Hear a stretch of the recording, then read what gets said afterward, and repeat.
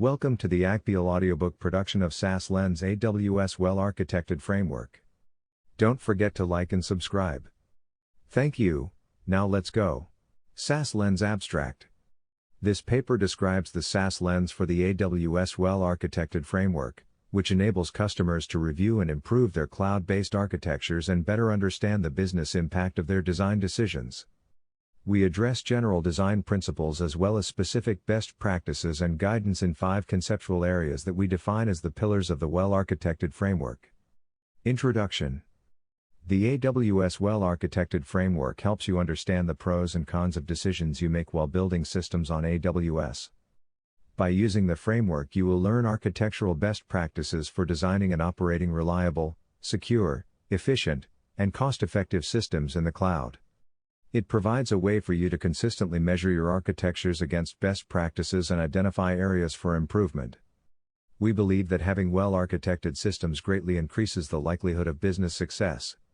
In this lens, we focus on how to design, deploy, and architect your multi-tenant software as a service, SaaS, application workloads in the AWS cloud. For brevity, we have only covered details from the well-architected framework that are specific to SaaS workloads. You should still consider best practices and questions that have not been included in this document when designing your architecture. We recommend that you read the AWS Well-Architected Framework white paper. This document is intended for those in technology roles, such as Chief Technology Officers, CTOs, architects, developers, and operations team members. After reading this document, you will understand AWS best practices and strategies to use when designing architectures for SaaS applications. Definitions. The AWS Well-Architected Framework is based on 5 pillars: operational excellence, security, reliability, performance efficiency, and cost optimization. SaaS adds a new dimension of considerations to each of these pillars. The multi-tenant nature of SaaS applications requires architects to reconsider how they address security, operational efficiency, stability, and agility of their SaaS environments. In this section, we will present an overview of the SaaS concepts that will be used throughout this document. There are 10 areas you should consider when building a SaaS architecture. Tenant. A tenant is the most fundamental construct of a SaaS environment. As a SaaS provider building an application, you are making this application available to your customers. The customers that are signing up to use your environment are represented as the tenants of your system. Imagine, for example, that your organization has created an accounting service that you want to make available to other companies that will use your service to manage their businesses. Each one of these companies would be viewed as a tenant of your system. Upon signing up, a tenant will typically provide user information for the tenant administrator. This tenant administrator can then log into the system and configure it based on the needs of their business. This includes having the ability to add users to a given tenant environment. The software that is provided in this model is referred to as a multi-tenant SaaS system because each of the tenants of the service are consuming a single, shared system that supports the needs of these tenants through a unified experience. An update to the system, for example, would typically be applied to all tenants of that system. Silo, pool, and bridge models. SaaS applications can be built with a variety of different architectural models. Regulatory, competitive, strategic, cost efficiency, and market considerations all have some influence on the shape of your SaaS architecture. At the same time, there are strategies and patterns that are applied when defining the footprint of a SaaS application. These patterns fall into one of 3 categories: silo, bridge, and pool. The silo model refers to an architecture where tenants are provided dedicated resources. Imagine, for example, a SaaS environment where each tenant of your system has a fully independent infrastructure stack. Or, perhaps each tenant of your system has a separate database for each tenant. When some or all of a tenant's resources are deployed in this dedicated fashion, we refer to this as a silo model.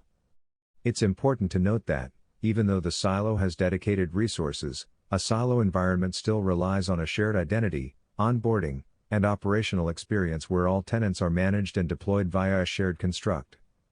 This differentiates SaaS from a managed service model where customers might be running separate versions of your product with separate onboarding, management, and operational experiences.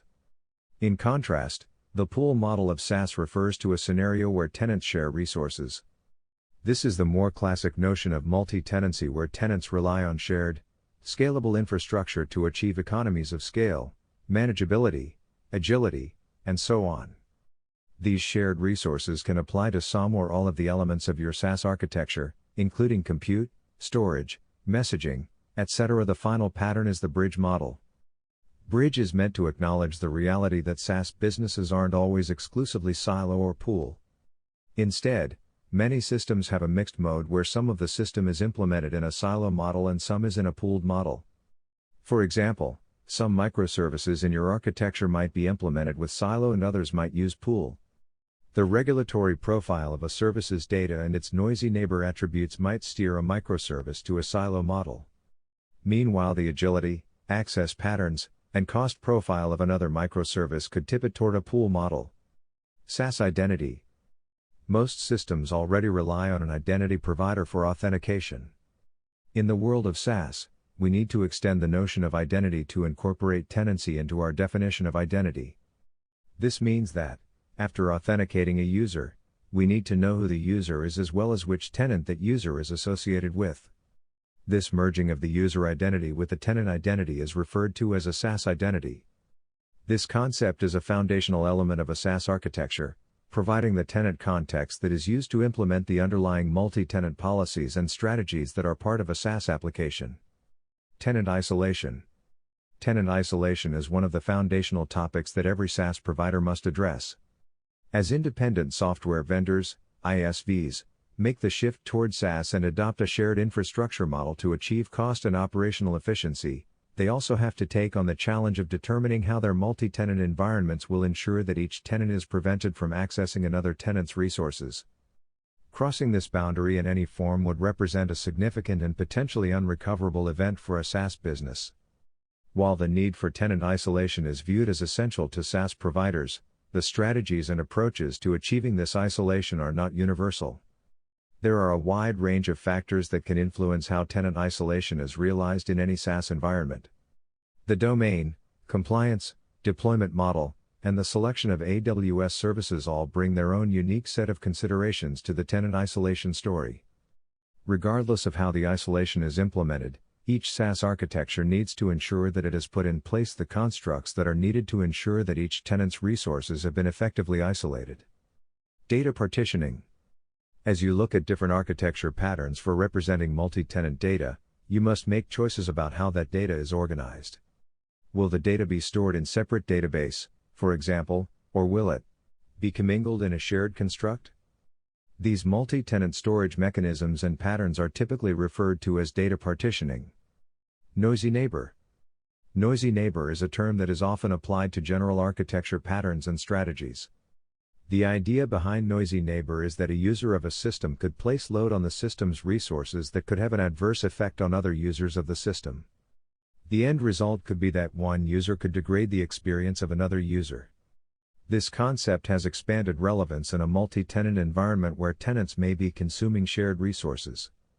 Adding to the complexity here is that workloads in a multi-tenant environment can be unpredictable. The combination heightens the need for SaaS architectures to employ their own strategies that can manage and minimize the potential impacts of noisy tenants. Tenant onboarding. SaaS applications rely on a frictionless model for introducing new tenants into their environment. This often requires the orchestration of a number of components to successfully provision and configure all the elements needed to create a new tenant. This process, in SaaS architecture, is referred to as tenant onboarding. It's important to note that tenant onboarding can be initiated directly by tenants or as part of a provider-managed process. Tenant Tiers. A SaaS application is often architected to support a range of market segments, providing separate pricing and experiences to a spectrum of customer profiles. These profiles are often referred to as tiers. Supporting the varying needs of these different tiers means introducing architectural constructs that can shape the experience of each tier. These tiering models can influence the cost, operations, management, and reliability footprint of a SaaS solution. Tenant activity and consumption. In multi-tenant SaaS environments, it's important to have visibility into how tenants are using your application and imposing load on your system's architecture. Tracking this information at the tenant level allows you to assess your system's ability to effectively scale and support the constantly evolving workloads being placed on your environment. The metrics and insights that are collected from a SaaS system are frequently referred to as tenant activity and consumption. Metering and billing SaaS products are often sold in a pay-as-you-go model where the cost of a product is determined based on the consumption profile of a customer. This model allows customers to have a pricing model that is more tightly coupled to the value and load they are placing on a SaaS system. In this mode, SaaS providers will define and introduce metering mechanism that will measure consumption. This metering data is typically sent to a billing system that aggregates the billing information and generates a bill. Consumption-based pricing represents one model for pricing that can be combined with additional pricing strategies, subscription, for example, Tenant-Aware Operations. The operations experience for SaaS environments introduces the need for additional mechanisms and tooling that can be used to create tenant-aware insights into the activity and consumption patterns of individual tenants and tiers. The idea here is that SaaS providers need to be able to view system activity and health through the lens of individual tenants and tenant tiers. This is essential to diagnosing and evaluating the trends and patterns of activity and consumption for individual tenants. General design principles. The Well-Architected Framework identifies a set of general design principles to facilitate good design in the cloud for SaaS applications. There's no one-size-fits-all SaaS architecture. The needs of SaaS businesses, the nature of their domain, their compliance requirements, the segments of their market, the nature of their solution, all of these factors have a distinct influence on the architecture of a SaaS environment. Every SaaS architecture should be surrounded with an operational and customer experience that realizes the agility and software as a service tenets that are core to succeeding as a SaaS offering. Regardless of how the system is architected, the system should enable tenants to be onboarded, managed, and operated through a single pane of glass that allows the SaaS organization to achieve the agility and economies of scale that are foundational to building a SaaS business. Decompose each service based on its multi-tenant load and isolation profile. If you're decomposing your system into services, your decomposition strategy should consider how multi-tenant loads, tenant tiers, and isolation requirements will influence the services that are part of your system. In these scenarios, each service needs to be considered separately. Some services might be able to pool data, for example, while others might need to silo the data they manage based on compliance or noisy neighbor considerations. You might also find that some services will be deployed in a silo model to enable tiering strategies. Premium tenants, for example, might have some services that are available in a silo model as part of the value story of the premium tier. Isolate all tenant resources. The success of a SaaS system relies heavily on a security model that ensures that tenant resources are always protected from any cross-tenant access. A robust SaaS architecture will introduce isolation strategies across all layers of the architecture, providing specific constructs that ensure that any attempt to access a tenant resource is valid for the current tenant context. Designed for growth, the move to a SaaS model is often about growth for SaaS organizations. As you define the architectural and operational footprint of your SaaS offering, you must continually be thinking about how your environment will be able to support an accelerating wave of new tenants. SaaS architects must build a highly agile, frictionless environment that can accommodate spikes in tenant onboarding without adding significant operational overhead. The idea here is to allow for growth in your customer base that doesn't expand the operational or infrastructure footprint of your SaaS environment. Instrument, capture, and analyze tenant metrics. When you put multiple tenants into an environment, especially a shared environment, it can be challenging to have a clear view of how tenants are using your system. SaaS teams need to invest in metrics instrumentation that can surface insights into the features tenants are using, the load they are putting on your system, the bottlenecks they are facing, the cost profile of their activities, and so on. This data is core to analyzing tenant trends that directly impact the business, architectural, and operational health of a SaaS company and inform its strategy.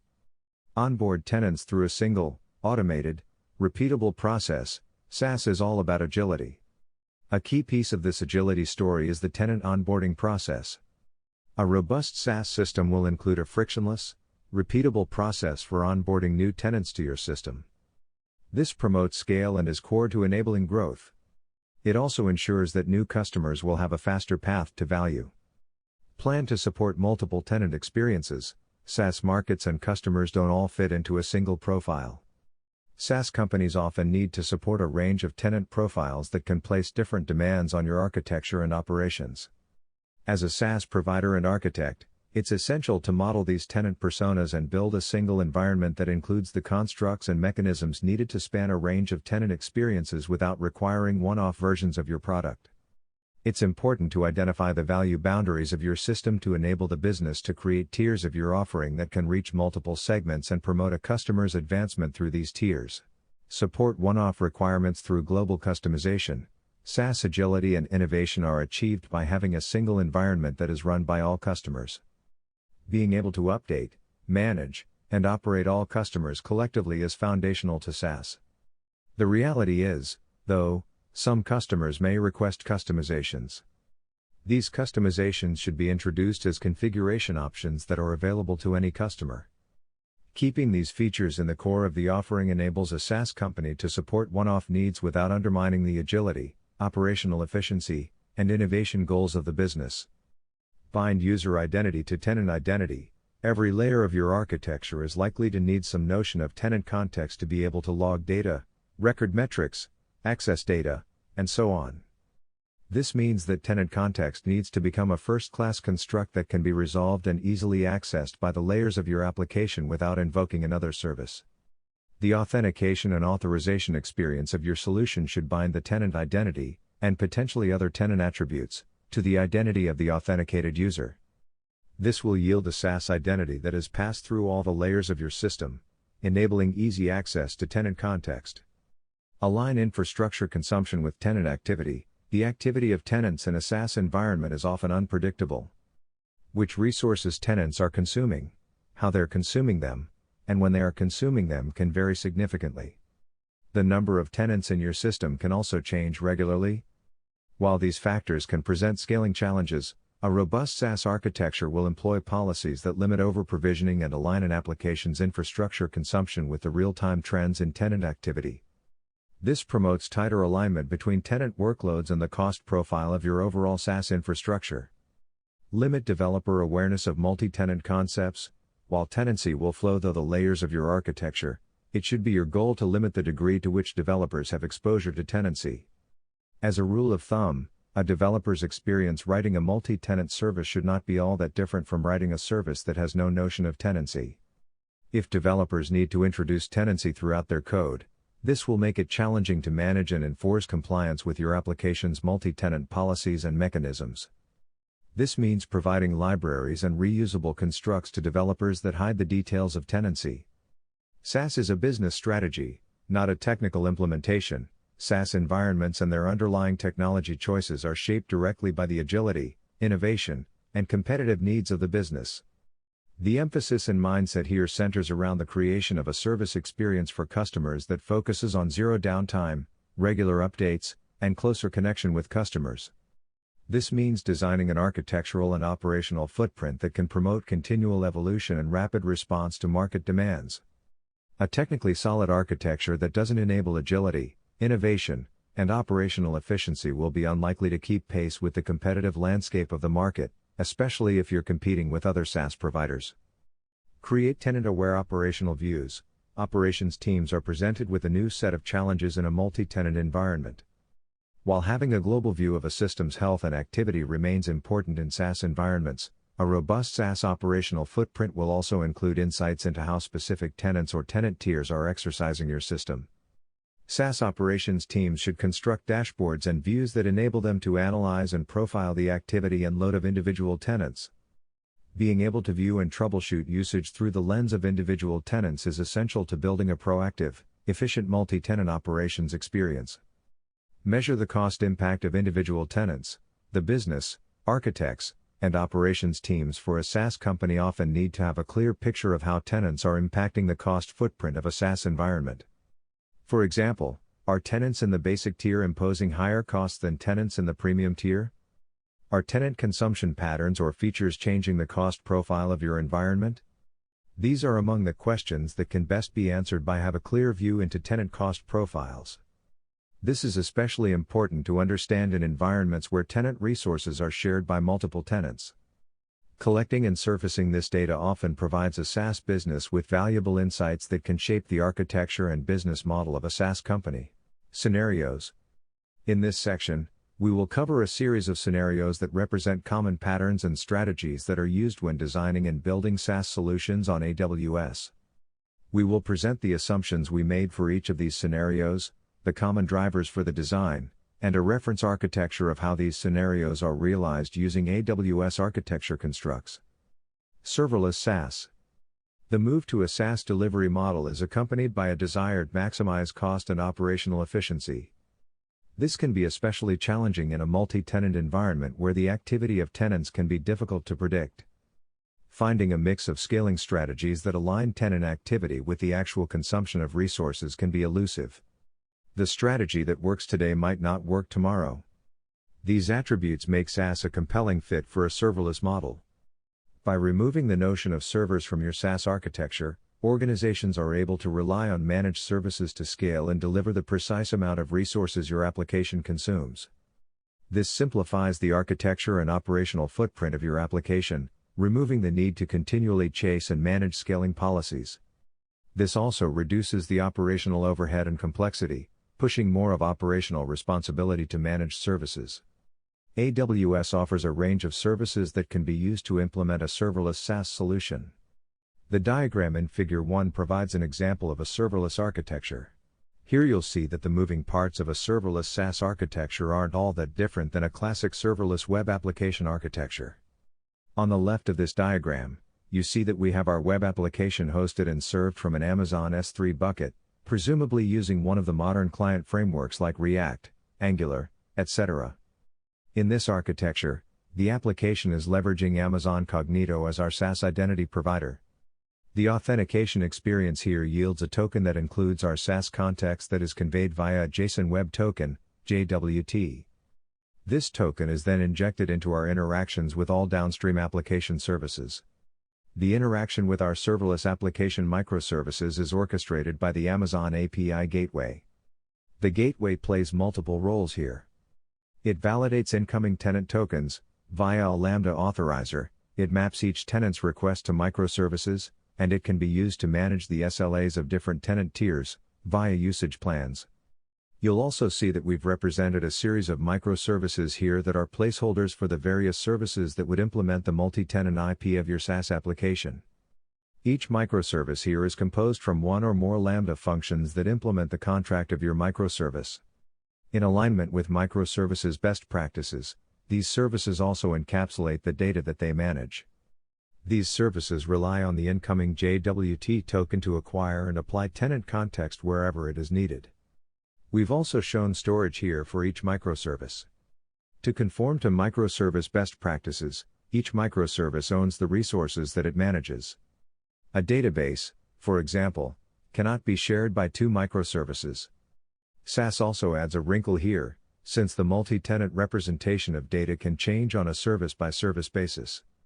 One service may have separate databases for each tenant, silo, while another might commingle the data in the same table, pool. The storage choices you make here are meant to be driven by compliance, noisy neighbor, isolation, and performance considerations. Finally, on the right-hand side of this diagram, you'll see a series of shared services. These services deliver all the functionality that is shared by all of the tenants that are running in the left-hand side of the diagram. These services represent common services that are typically built as separate microservices that are needed to onboard, manage, and operate tenants. More information on general serverless well-architected best practices can be found in the Serverless Applications Lens white paper. Preventing cross-tenant access.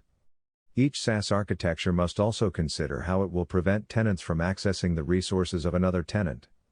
Some wonder about the need to isolate tenants with AWS Lambda since, by design, only one tenant can ever be running a Lambda function at a given moment in time. While this is true, our isolation must also consider ensuring that a tenant running a function is not accessing other resources that might belong to another tenant. For SaaS providers, there are two basic approaches to implementing isolation in a serverless SaaS environment. This first option follows the silo pattern, deploying a separate set of Lambda functions for each tenant. With this model, you'll define an execution role for each tenant and deploy separate functions for each tenant with their execution role. This execution role will define which resources are accessible to a given tenant. You might, for example, deploy a collection of premium tier tenants in this model. However, this can be difficult to manage and may come up against account limits, depending on how many tenants your system supports. The other option here aligns more with the pool model. Here, functions are deployed with an execution role that has a scope that's broad enough to accept calls from all tenants. In this mode, you must apply isolation scoping at runtime in the implementation of your multi-tenant functions. The diagram in Figure 2 provides an example of how this would be addressed.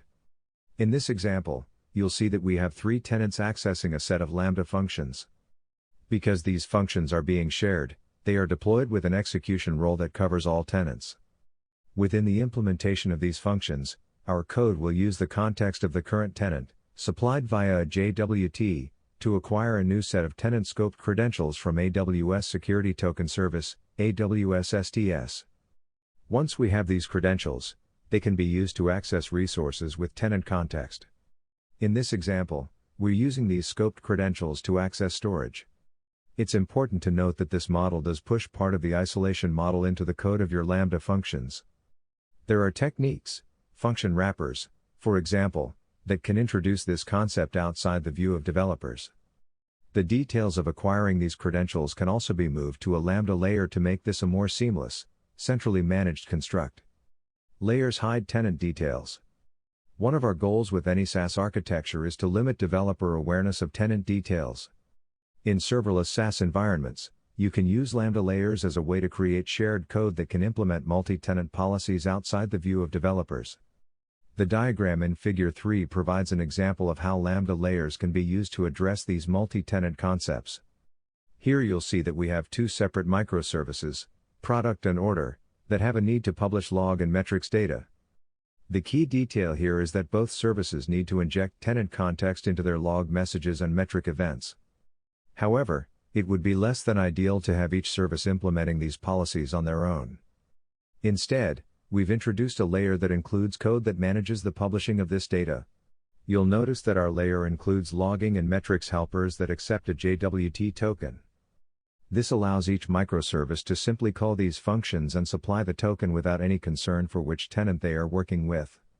Then, within the layer, the code uses the JWT token to resolve the tenant context and inject it into the log messages and metric events. This is just a snippet of how layers can be applied to hide tenant context. The real value is that the policies and mechanisms for injecting tenant context are completely removed from the developer experience. They're also updated, versioned, and deployed separately. This allows these policies to be more centrally managed in your environment without introducing separate microservices that could add latency and create bottlenecks. Amazon EKS SaaS. For many SaaS providers, the profile of Amazon Elastic Kubernetes Service, Amazon EKS, represents a good fit with their microservices development and architectural goals. It provides a way to build and deploy multi-tenant microservices that can help them realize their agility, scale, cost, and operational goals without requiring a complete shift in their development tooling and mindset. The rich community of Kubernetes tools and solutions also offers SaaS developers a range of different options for building, managing, securing, and operating their SaaS environments. For container-based environments, much of the architecture is focused on how to successfully ensure that we're preventing cross-tenant access. While there can be a temptation to allow tenants to share containers, this presumes that tenants would be comfortable with the notion of soft multi-tenancy. For most SaaS environments, though, the isolation requirements demand a more robust implementation of isolation. These isolation factors can have a significant impact on the architectural model that gets built with Amazon EKS. The general guidance for building SaaS architectures with Amazon EKS is to prevent any sharing of containers across tenants. While this adds complexity to the footprint of the architecture, it addresses the fundamental need to ensure that we have created an isolation model that will address the domain, compliance, and regulatory needs of multi-tenant customers. Let's look at a sample architecture to see the fundamental elements of a SaaS Amazon EKS environment. Since there are lots of moving parts to this solution, let's start by looking at the shared services that are used to support the core, Horizontal concepts that span all of our tenants, shown in Figure 4. First, you'll notice that we have the foundation elements that are part of any highly available, highly scalable AWS architecture. The environment includes a VPC that consists of 3 availability zones. Routing of inbound traffic from tenants is managed by Amazon Route 53, which is configured to direct incoming application requests to the endpoint defined by our Nginx ingress controller. The controller enables selected routing within our Amazon EKS cluster that is essential to the multi-tenant routing that you'll see below. The services running in the Amazon EKS cluster represent a sampling of a few of the common services that are typically part of a SaaS environment. Registration is used to orchestrate the onboarding of new tenants. Tenant management manages the state and attributes of all the tenants in the system, storing this data in an Amazon DynamoDB table. User management provides the basic operations to add, delete, enable, disable, and update tenants. The identities it manages are stored in Amazon Cognito. AWS Code Pipeline is also included to represent the tooling that is used to provision each new tenant that is onboarded to the system. This architecture only represents the foundational elements of our SaaS environment. We now need to look at what it means to introduce tenants into this environment. Given the isolation considerations described previously, our Amazon EKS environment will create separate namespaces for each tenant and securing those namespaces to ensure that we have a robust tenant isolation model. The diagram in Figure 5 provides a view of these namespaces within our SaaS architecture. On the surface, this architecture looks very much like the previous baseline diagram. The key difference is that we've deployed the services that are part of our application into separate namespaces. In this example, there are 2 tenants with distinct namespaces. Within each, we have deployed some sample services, order and product. Each of the tenant namespaces are provisioned by the registration service that is shown above. This would use continuous delivery services, like AWS Code Pipeline, to kick off a pipeline that creates the namespace, deploys the services, creates tenant resources, databases, etc., and configures the routing. This is where the ingress controller comes into play. Each provisioned namespace creates a separate ingress resource for each of the microservices in that namespace. This enables tenant traffic to be routed to the appropriate tenant namespace. While namespaces allow you to have clear boundaries between the tenant resources in your Amazon EKS cluster, these namespaces are more of a grouping construct. The namespace alone does not ensure that your tenant loads are protected from cross-tenant access.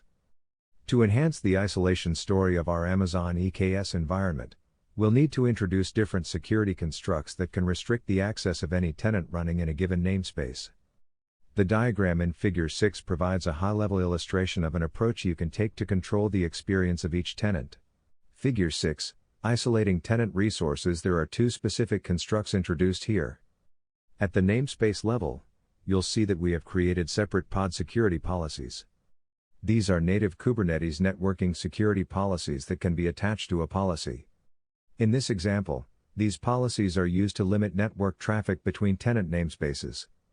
This represents a coarse-grained way to prevent one tenant from accessing the compute resources of another tenant. In addition to securing the namespaces, you also must ensure that the resources accessed by the services running in a namespace are restricted. In this example, we have 2 examples of isolation. The order microservice uses a table per tenant model, silo, and has IAM policies that restrict access to a specific tenant. The product microservice uses a pooled model where tenant data is commingled and relies on an IAM policy that's applied to each item to restrict tenant access. Full stack isolation. SaaS organizations are motivated by the economies of scale that come with sharing infrastructure resources across tenants. At the same time, there are real-world factors that might result in a SaaS architecture where some or all of the tenants within your environment require dedicated, siloed, infrastructure. Compliance, noisy neighbor, tiering strategies, legacy technologies, these are among the long list consideration that could lead you to offering tenants their own infrastructure. This is referred to as a siloed or full-stack isolation SaaS. This approach is frequently mistaken for a managed service provider, MSP, where a company's product is installed and managed on a one-off basis for individual customers. This approach, while valid, does not align with the SaaS tenets. The key to a SaaS model is to adopt a value system where all tenants are managed and operated through a single, unified experience.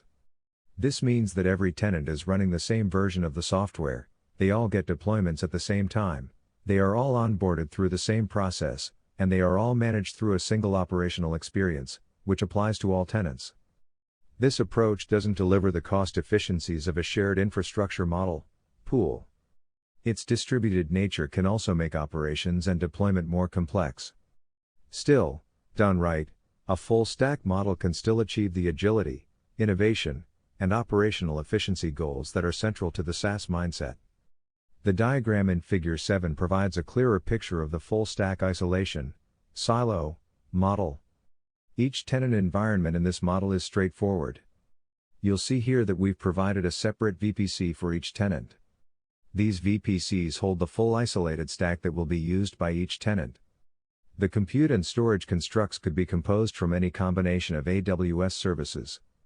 The key is that each tenant environment is meant to have the same infrastructure configuration and the same version of your product. So, adding new tenants is as simple as provisioning another VPC with the same infrastructure footprint for each tenant. You'll also notice that this model uses Amazon Route 53 to route the incoming traffic to the appropriate VPC. The routing relies on a model where subdomains are assigned to each tenant. This is a very common pattern in SaaS environments. This routing can also be achieved by inspecting the contents of a tenant JWT token, determining their tenant context, and triggering routing rules through an injected tenant header. This approach, however, can push account limits and might require tuning to address the latency of a runtime resolution of a tenant's identity. Still, it is a valid option for some SaaS environments. While this example illustrates a VPC per tenant model, there are other architectures that can be used to implement the full stack model. Some organizations might choose to use an account per tenant model where each tenant environment is deployed in a separate provisioned account. The option you choose will vary depending on the number of tenants you need to support and the overall management experience that you're targeting. In some cases, the number of tenants you need to support could exceed the number of VPCs that can be created within an AWS account. Unified onboarding, management, and operations. The real SaaS elements of the full stack isolation, silo, model come in when we look at the onboarding, management, and operations of this experience.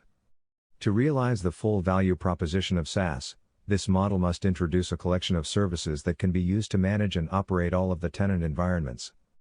The diagram in Figure 8 provides a view of these extra layers of services. What we introduce here is an entirely separate set of services that are built around the needs of the SaaS provider's administration and management experience. While the stack of our tenant environments is shaped by domain, legacy, and other requirements, the stack of our management experience is completely driven by the goals and usage patterns that can be quite different than those that apply to tenants. This management very much conforms to a classic serverless SaaS application model. You'll see that we have two entry points into our administration environment. One is the admin application that uses Amazon CloudFront and Amazon S3 to serve up the application experience that is used by SaaS administrators to manage and configure tenant environment. You'll also see the sign-up and API experience highlighted here. This represents the ability to trigger tenant onboarding via a public API request. This API can also be part of a SaaS provider's developer API experience. Finally, we've also highlighted a collection of microservices that represent the shared services that are used to orchestrate the onboarding, management, and operations experience. We've chosen Lambda as the model for our microservices, based on its management, scale, and cost efficiency model. These services could be implemented with other AWS compute services. On the right-hand side of the diagram, you'll see the individual VPCs that represent each of our tenant environments. In this VPC per tenant model, you'll need to open a valid path for your management plane to be able to configure and access the resources of these tenant environments. AWS offers a number of options for this, including AWS Private Link, VPC peering, and Amazon Event Bridge. The option you choose will depend on the nature of the management experience you are building. Hybrid SaaS deployment. The needs of customers in SaaS environments can vary significantly for a business. While there are significant cost and operational advantages to building a SaaS solution that has all customers running in shared infrastructure model, pool, There might be times when customers are not willing to share infrastructure resources with other tenants. This need for one-off customers to have their own environment can be challenging for SaaS providers. While SaaS providers feel the business pressure to support this model, they also know that supporting variations of this nature will undermine the overall SaaS goals of the business. Each new one-off customer can add operational overhead and complexity. As each new customer is added in this model, you quickly find yourself sliding further away from the innovation, agility, and cost efficiency benefits that come from a shared infrastructure model. There are, however, architectural and operational strategies that can embrace this model without fully compromising your SaaS vision. The diagram in Figure 9 provides a conceptual view of how you could address this challenge. In this diagram, you'll notice that we have two separate deployments of our SaaS environment. The left side is deployed in a pooled model with shared infrastructure. The majority of our tenants are running in this environment. However, on the right side, we've deployed a separate copy of the multi-tenant environment that is hosting one tenant, Tenant 4. The key to this strategy is that both environments, the left and right, are running the same version of the SaaS application. Any new changes or updates are applied to both environments at the same time. More importantly, you'll see that we have a single, unified management experience that spans both of these environments. Onboarding, identity, metering, and billing are shared and common to both environments. This shared experience allows a SaaS organization to manage and operate these environments through a single pane of glass. By fitting these one-off tenants into this model, you're able to minimize the impact to the overall agility and operational efficiency of your SaaS environment. This model impacts cost efficiency and adds operational complexity. However, it can represent a reasonable compromise for many SaaS companies. Multi-Tenant Microservices. The microservices running in a multi-tenant environment must address additional considerations. These microservices must be able to reference and apply tenant context within each service. At the same time, it's also our goal to limit the degree to which developers need to introduce any tenant awareness into their code. To achieve this goal, SaaS microservices, regardless of their compute model, should introduce libraries, modules, and shared constructs that can push tenant-specific processing into code. These constructs hide the policies and mechanisms that are needed to resolve and apply tenant context. The diagram in Figure 10 provides a view into how you can streamline multi-tenant development of your microservices. The key idea here is that we've taken anything that relies on tenant context and used libraries to apply multi-tenant policies. This example illustrates a number of scenarios where a SaaS microservice might need access to tenant context. The flow starts with a call into our microservice with a request to get a list of products. Somewhere in the code of our service, your service logs a message. The microservice developer simply logs a message to a logging wrapper.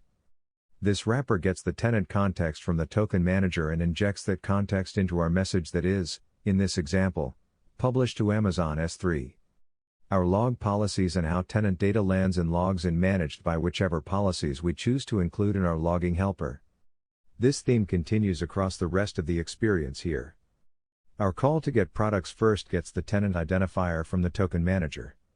It then uses this context to get tenant scoped credentials from an isolation manager before using these credentials to get the product data from DynamoDB. Finally, our service records a metric, perhaps execution time, using the same mechanism for resolving the tenant identifier and injecting tenant context into the metrics messages. The practices outlined here are not meant to introduce heavyweight constructs into your microservices. This abstraction of tenancy follows the general design practices of pushing common concepts into shared code.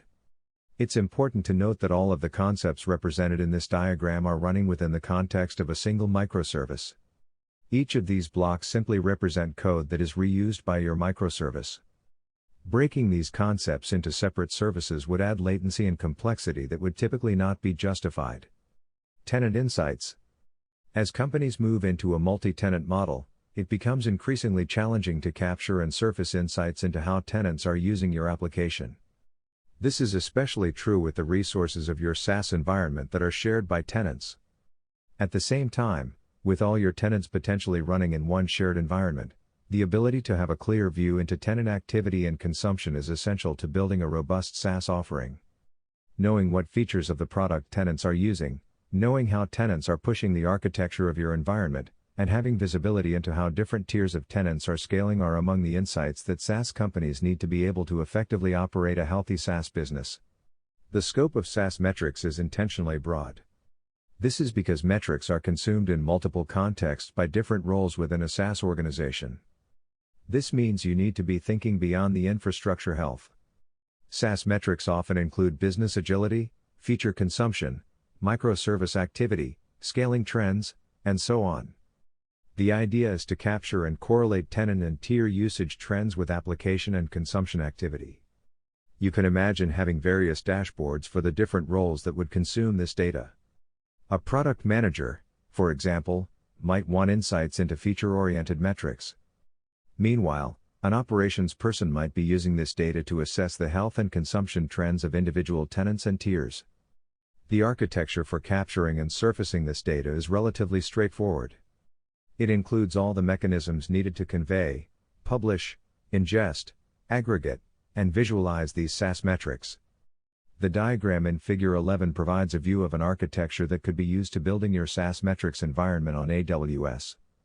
The sources of the metric data you'll want to capture could be somewhat diverse. As the diagram suggests, your solution might need to capture some of the metrics from native AWS sources, CloudWatch, for example. However, a significant portion of this data will come from the code that you instrument into your SaaS application. It's here that you'll want to invest in publishing metrics that best capture the insights that can maximize the business and operational value of your domain's data. The data from these sources is typically represented with a common schema that can represent the different types of consumption in your application, counts, durations, features, etc. In this example, this data is ingested with Amazon Kinesis Data Firehose, which publishes the data to Amazon Redshift. Finally, Amazon QuickSight is used to build the different dashboards that are used across the organizations to view the trends of tenants and tiers. The pillars of the well-architected framework. This section describes each of the pillars, and includes definitions, best practices, questions, considerations, and key AWS services that are relevant when architecting solutions for multi-tenant SaaS applications. For brevity, we have only included questions that are specific to SaaS workloads. Questions that have not been included in this document should still be considered when designing your architecture. We recommend that you read the AWS Well-Architected Framework white paper. Operational Excellence Pillar. The Operational Excellence Pillar includes the ability to run and monitor systems to deliver business value and to continually improve supporting processes and procedures. The Operational Excellence Pillar provides an overview of design principles, best practices, and questions. You can find prescriptive guidance on implementation in the Operational Excellence Pillar white paper. Design principles in the cloud. There are a number of principles that drive operational excellence. Definition: there are 3 best practice areas for operational excellence in the cloud. Prepare. Operate. Evolve. Operations teams need to understand their business and customer needs so that they can effectively and efficiently support business outcomes. Operations creates and uses procedures to respond to operational events and validates their effectiveness to support business needs. Operations collects metrics that are used to measure the achievement of desired business outcomes. Everything continues to change: your business context, business priorities, customer needs, etc. It's important to design operations to support evolution over time in response to change and to incorporate lessons learned through their performance. Best practices. Prepare. There are no operational practices unique to SaaS applications. Operate. SaaS OPS 1. How are you able to effectively monitor and manage the operational health of a multi-tenant environment? In multi-tenant environments, where all of an organization's customers might be deployed in a shared infrastructure model, the need for a more detailed operational view of health is often essential to the success and growth of a SaaS business. Any outage or health issue has the potential of cascading across all the tenants of your system and taking a SaaS service down for all customers. This means that SaaS organizations must place a premium on creating an operational experience that will enable operations teams to effectively analyze and respond to continually shifting workloads of a SaaS environment. Building a robust multi-tenant operational experience requires SaaS companies to create or customize tooling to introduce the more granular views of health and activity that are needed in a SaaS environment. This often means using a combination of existing tools and custom solutions to create an experience that supports tenancy and tenant tiers as first-class concepts within the operational experience. A SaaS operations dashboard, for example, should include views of health that are presented through the lens of tenants and tenant tiers. While viewing the global view of health is still part of this experience, a SaaS operations team also needs the ability to see the health and activity of tenants. The diagram in Figure 12 provides a conceptual view of one way a SaaS provider might surface tenant activity as a first-class construct. The simplified view in this diagram highlights a few samples of operational views that would add value in multi-tenant environment. At the top left of the page, you'll see a view of health for the most active tenants. The color indicators shown could focus attention to tenants that might be experiencing issues that, when looking at a global view of health, have not been surfaced. This allows operations to react and respond proactively to any issues that might not be entirely apparent to a tenant. In the top right of this view, you'll see data on tenant resource consumption. The idea here is to view consumption of AWS resources on a tenant-by-tenant basis, allowing you to see how particular tenants are exercising specific services. At the bottom, you'll see a view of consumption that illustrates how tenants are consuming the various microservices of your application. The data here lets operations have views into how tenants are consuming the various services of your system and determine if a particular tenant or tier might be saturating a particular microservice. In addition to providing this general view of tenant activity, your operational experience should also include the ability to drill into the operational data for individual tenants and tiers. Imagine support scenarios where a specific tenant or tenant tier is experiencing issues. In these cases, you'll want to be able to access operational data and view it through the lens of that particular tenant or tier. This is essential to being able to troubleshoot and diagnose issues in a multi-tenant setting. Creating these operational views relies on having access to operational data that includes the tenant and tiering context that's required to create the operational views that can analyze insights by tenant or tenant tier. This requires SaaS architects to give care consideration to how and where they can inject tenant context into the various mechanisms that are used to record health and activity events. For example, logs should include mechanisms to ensure that tenant context, such as tenant identifier and tier, are injected into your system's log data. The views that you choose to construct, however, will vary based on the nature of your application's design and architecture. Generally, teams should be thinking about the operational views that will enable operations teams to effectively monitor tenant trends and build the instrumentation into their environments from the outset. Adding these concepts into your application later in your development process is more challenging and will likely undermine both development and operational experiences. SaaS OPS 2, how are new tenants onboarded to your system? SaaS solutions are highly focused on maximizing agility and innovation. Tenant onboarding plays a key role in this agility story. By creating an architecture that promotes a frictionless, repeatable onboarding process, SaaS organizations are able to streamline, optimize, and scale their ability to introduce new tenants into their SaaS environment. This enables SaaS companies to support rapid growth and offer customers an experience that accelerates their overall time to value. It's important to note that automated onboarding applies to both B2C and B2B SaaS environments. While some SaaS offerings might not include a self-service onboarding experience, this does not reduce the need for a frictionless onboarding experience. Even when onboarding is an internally executed process, it should still automate all the elements of tenant creation. The need for reduced friction is foundational to creating a solution that aligns with SaaS best practices. Generally, the onboarding process for a SaaS application requires the orchestration of a series of shared services that can configure and provision all the resources needed to introduce a new tenant. The diagram in Figure 13 provides a high-level view of how you could implement this onboarding via a series of microservices. The flow of the onboarding experience represented in this diagram covers all the steps needed to introduce a tenant and have them begin using your SaaS system. At the front of this process, a tenant calls our registration service requesting to create a new tenant. From this point forward, the registration service will then sit at the middle of the onboarding process, orchestrating all the services needed to create the new tenant environment. The next step in this process is to create a new user. This new user will represent the administrator for this new tenant. To support this process, we've included a user management service. This service doesn't hold data about the user, but it creates the user in an identity provider, in this case Amazon Cognito. It also creates any IAM policies that are needed to support the isolation requirements of this tenant. In this model, we've also relied on a strategy that uses a separate Amazon Cognito user pool for each tenant.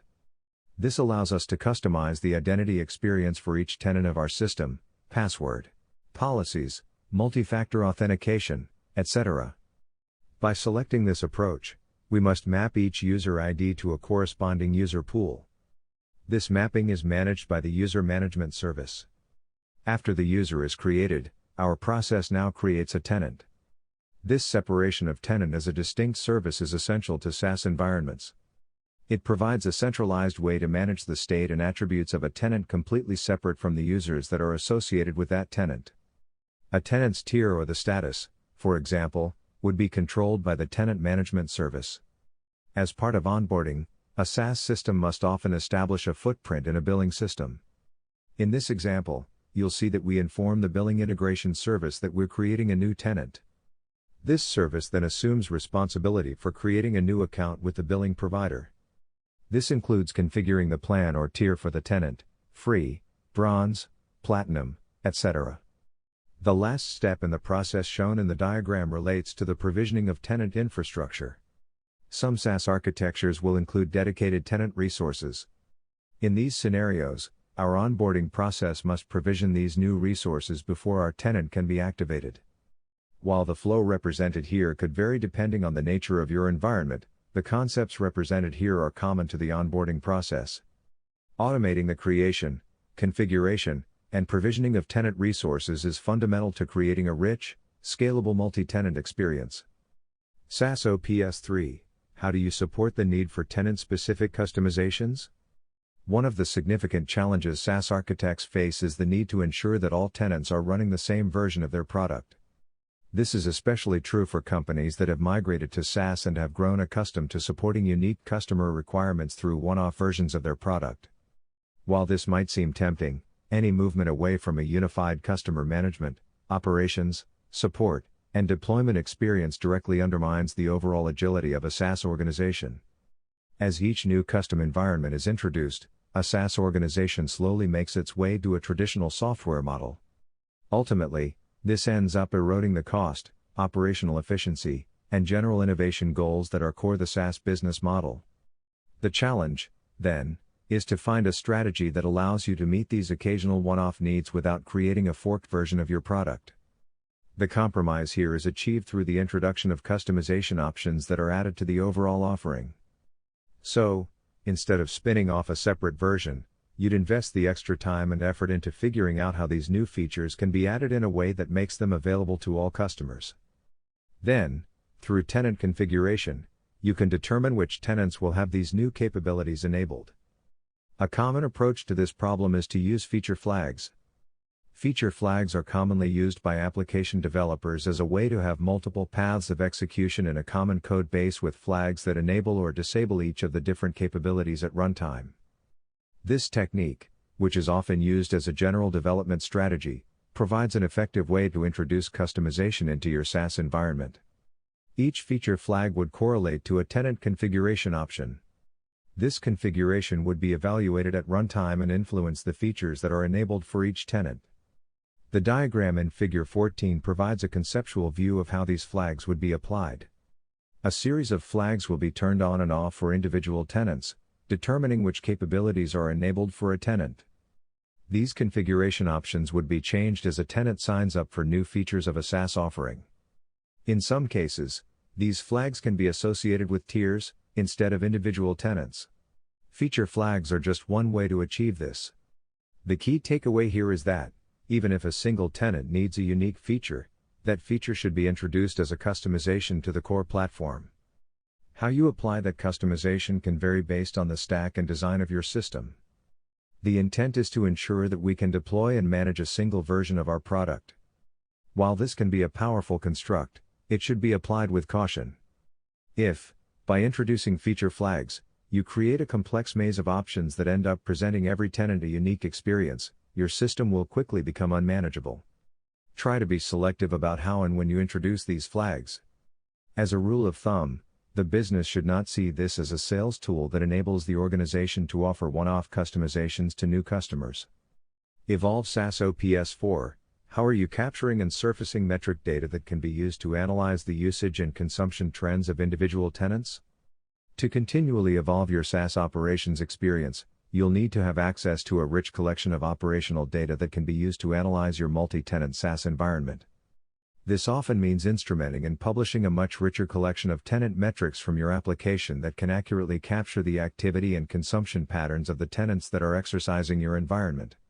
SaaS metrics go beyond the fundamental of infrastructure consumption, CPU, memory, etc., identifying specific operational usage patterns that are fundamental to understanding the operation of multi-tenant loads in your environment.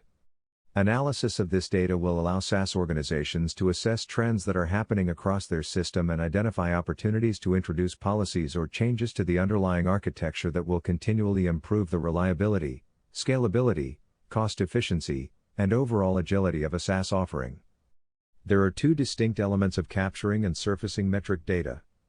First, your application must publish the metric data that can provide useful operational insights into your SaaS environment. You'll need to identify key points in your application where you'll want to capture and publish these metrics. The other piece of the puzzle here is the ingestion, aggregation, and surfacing of this data. There is a wide spectrum of tools that you can choose here from AWS or one of the AWS Partner Network (APN) partners. Ultimately, the ingestion component of this becomes more of a data warehouse and business intelligence question. The SaaS architecture scenarios listed previously in this document includes a Tenant Insights scenario. This scenario outlines an architecture for ingesting metric data. That architecture represents one of the patterns you can apply to address this need. While our focus here is on the operational view of these tenant metrics, you can imagine that these metrics have usage in multiple contexts across a SaaS business. The operational requirement is for your architecture to ensure that the organization is actively collecting and analyzing tenant activity and consumption trends to identify opportunities to evolve your SaaS system. This fits with the broader theme of building the foundational tooling that can be used to assess the continually shifting mix of tenants and tenant workloads. Security pillar. The security pillar includes the ability to help protect information, systems, and assets while delivering business value through risk assessments and mitigation strategies. Design principles in the cloud. There are a number of principles that can help you strengthen your system security. Definition: there are 5 best practice areas for security in the cloud. Identity and access management, detective controls, infrastructure protection, data protection. Incident response. Multi-tenancy adds a layer of additional considerations to your SaaS architecture. With SaaS, you have users that are now accessing a shared environment in the context of a given tenant. This context must be captured and conveyed across all the layers of your application's architecture and plays a fundamental role in securing the overall footprint of your environment. From a security perspective, you need to look at how tenancy is introduced into your environment and how it is used to secure tenant resources. Overall, you need to ensure that each tenant has a carefully constrained experience that prevents them from accessing any other tenant's resources. Identity and access management. SaaS SEC 1. How are you associating tenant context with users and applying that context within your SaaS architecture? The move to a multi-tenant architecture often begins with identity. Each user that accesses your application must be connected with a tenant. This binding of a user identity to a tenant is informally referred to as a SaaS identity.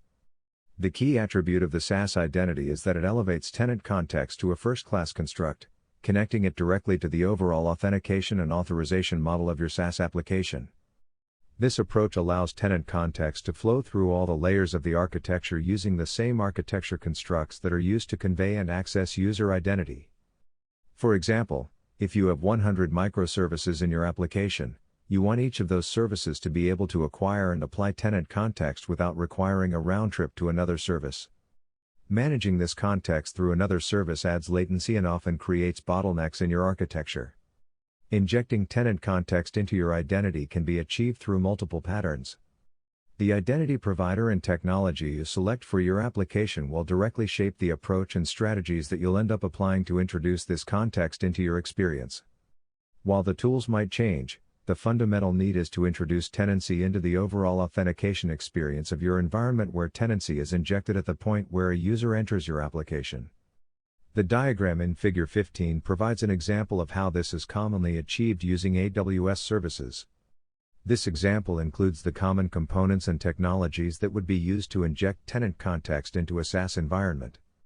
This is illustrated on the left side of the diagram, where a tenant completes a sign-up form and triggers a call to your application's registration service.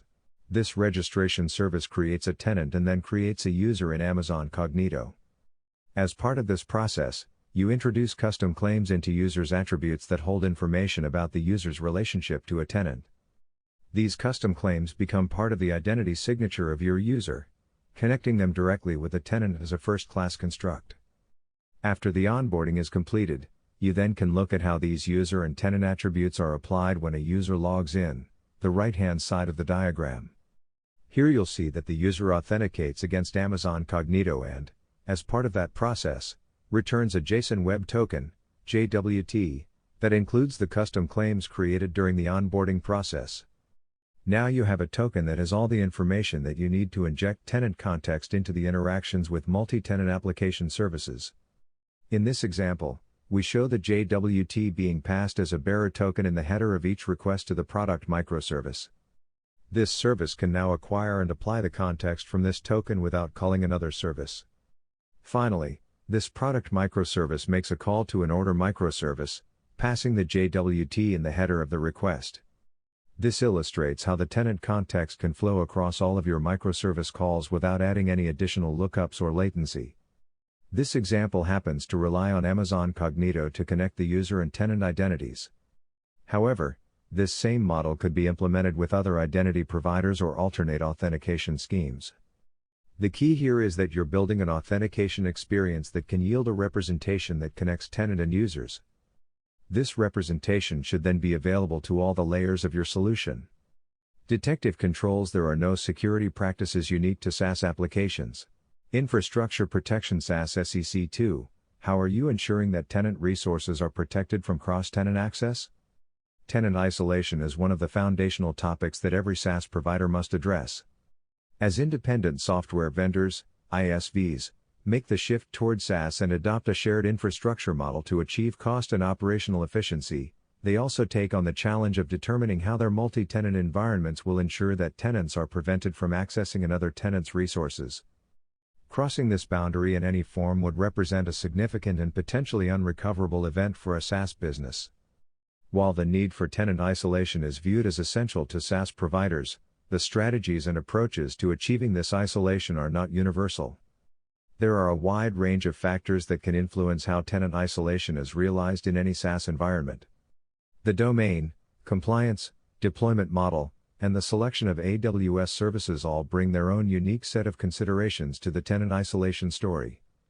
The isolation mindset at the conceptual level: many SaaS providers would agree on the importance and value of protecting and isolating tenant resources.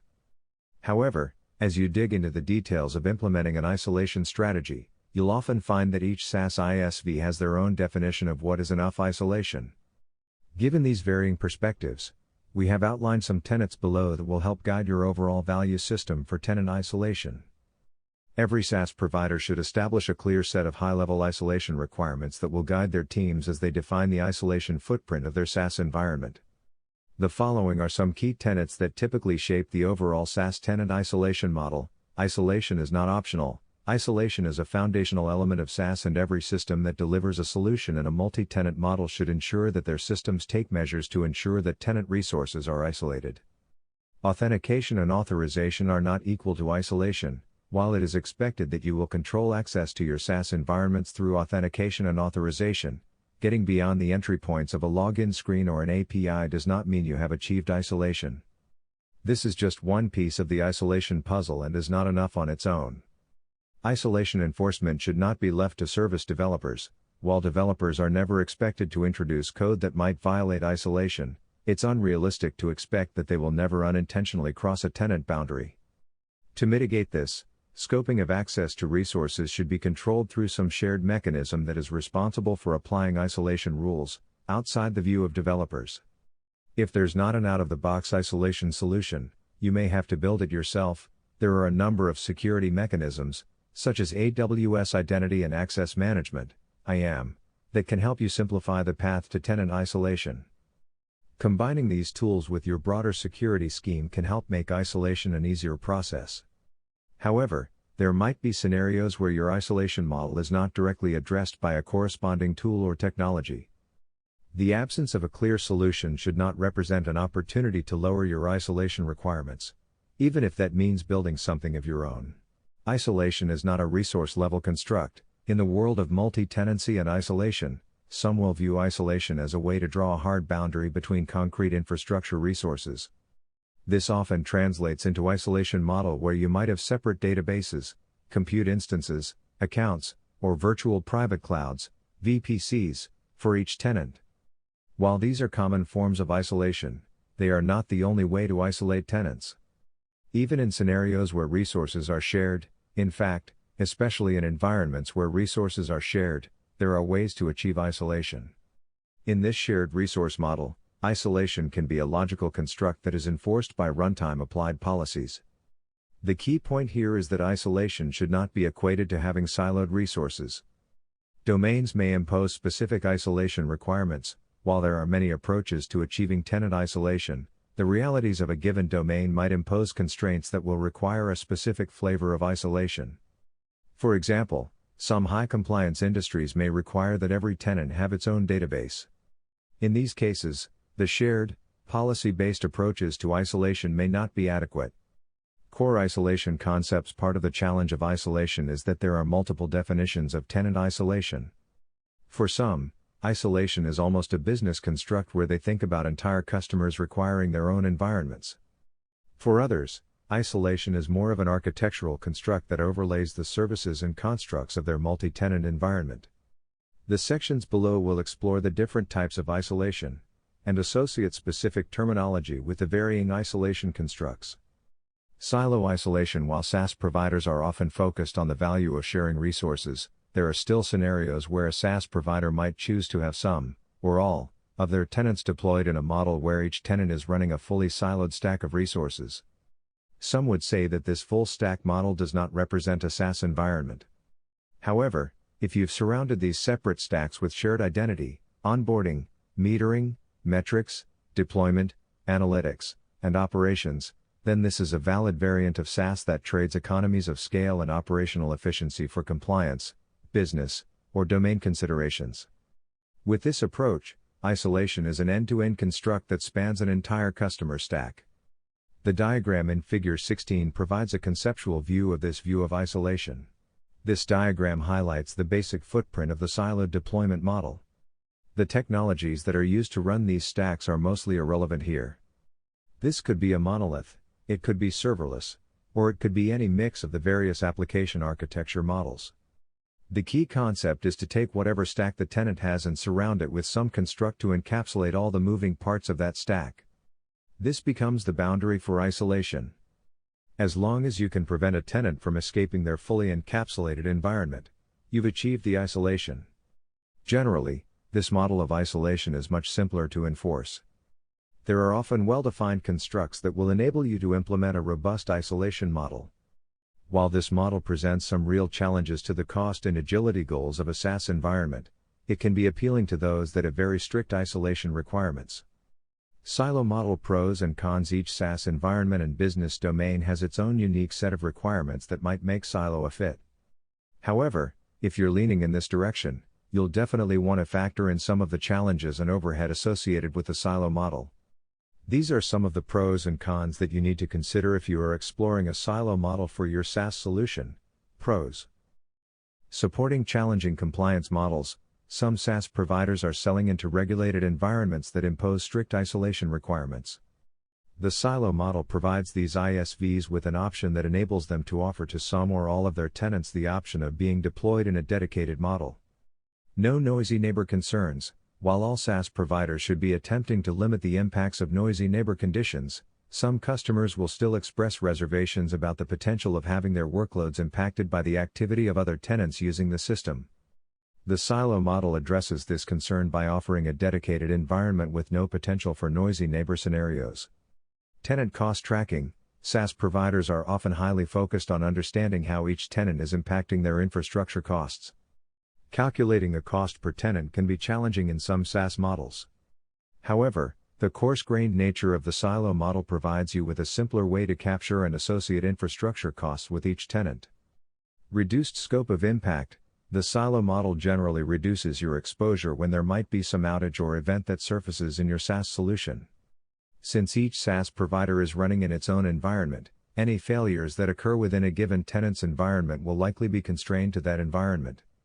While one tenant may experience an outage, the error cannot cascade through the remaining tenants that are using your system. Cons. Scaling issues. There are limits on the number of accounts that can be provisioned. This limit might prevent you from selecting the account-based model. There are also general concerns about how a rapidly growing number of accounts might undermine the management and operational experience of your SaaS environment. For example, having 20 siloed accounts for each of your tenants might be manageable. However, if you have 1,000 tenants, that number would likely begin to impact operational efficiency and agility. Cost. With every tenant running in its own environment, much of the cost efficiency that is traditionally associated with SaaS solutions is not realized. Even if these environments scale dynamically, you'll likely have periods of the day when you'll have idle resources that are going unconsumed. While this is a completely acceptable model, it undermines the ability of your organization to achieve the economies of scale and margin benefits that are essential to the SaaS model. Agility. The move to SaaS is often directly motivated by a desire to innovate at a faster pace. This means adopting a model that enables the organization to respond and react to market dynamics at a rapid pace. A key part of this is being able to unify the customer experience and quickly deploy new features and capabilities. While there are measures you can take with the silo model to try to limit its impact on agility, the highly decentralized nature of the silo model adds complexity that impacts your ability to easily manage, operate, and support your tenants. Onboarding automation. SaaS environments place a premium on automating the introduction of new tenants. Whether these tenants are being onboarded in a self-service model or using an internally managed provisioning process, you will still need to automate onboarding. And, when you have separate silos for each tenant, this often becomes a much more heavyweight process. The provisioning of a new tenant will require the provisioning of new infrastructure and, potentially, the configuration of new account limits. These added moving parts introduce overhead that introduces additional dimensions of complexity into the overall onboarding automation, enabling you to focus less time on your customers. Decentralized management and monitoring. The goal with SaaS is to have a single pane of glass that enables you to manage and monitor all tenant activity. This requirement is especially important when you have siloed tenant environments. The challenge here is that you must now aggregate the data from a more decentralized tenant footprint. While there are mechanisms that will enable you to create an aggregate view of your tenants, the effort and energy needed to build and manage this experience is more complex in a siloed model. Pool isolation. You can see how the silo model of isolation maps very nicely for many SaaS companies. Many companies that are moving to SaaS are seeking out the efficiency, agility, and cost benefits of being able to have their tenants share some or all of their underlying infrastructure. This shared infrastructure approach, which is referred to as a pool model, adds a level of complexity to the isolation story. The diagram in Figure 17 provides an illustration of the challenge associated with implementing isolation in a pooled model. In this model, you'll notice that our tenants are consuming infrastructure that is shared by all tenants. This enables the resources to scale in direct proportion to the actual load being imposed by the tenants. The right side of the diagram narrows in on the compute aspect of one of the services, highlighting the fact that tenants 1 Newton might all be running side by side within your shared compute at any given time.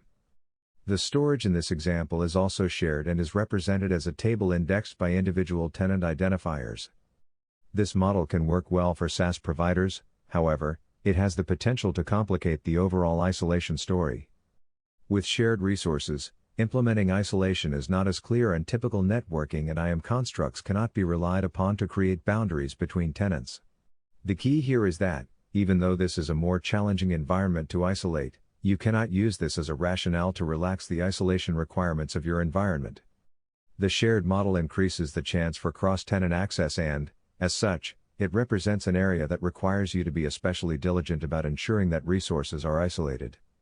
As we dig deeper into the pool isolation model, you'll see how this architectural footprint introduces a unique blend of challenges, each of which requires its own type of isolation constructs to successfully isolate a tenant's resources. Pool model pros and cons. While having everything shared can enable a lot of efficiency and optimization, it also requires SaaS providers to weigh some of the trade-offs that come with adopting this model. In many cases, the pros and cons of the pool model end up surfacing as the inverse of pros and cons we covered for the silo model. These are the key pros and cons that are typically associated with the pool isolation model.